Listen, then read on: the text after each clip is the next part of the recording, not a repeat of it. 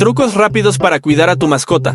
Hola a todos, hoy te traemos trucos rápidos para cuidar a tu gato en menos de 60 segundos. Cepilla a tu gato regularmente para reducir el pelo suelto y prevenir la bola de pelo. Usa una fuente de agua para mantener a tu gato hidratado y estimularlo a beber más. Limpia la caja de arena de tu gatita todos los días para mantenerla libre de malos olores y fomentar su uso. Sigue estos trucos para tener a tu gato feliz y saludable. Suscríbete para más consejos rápidos.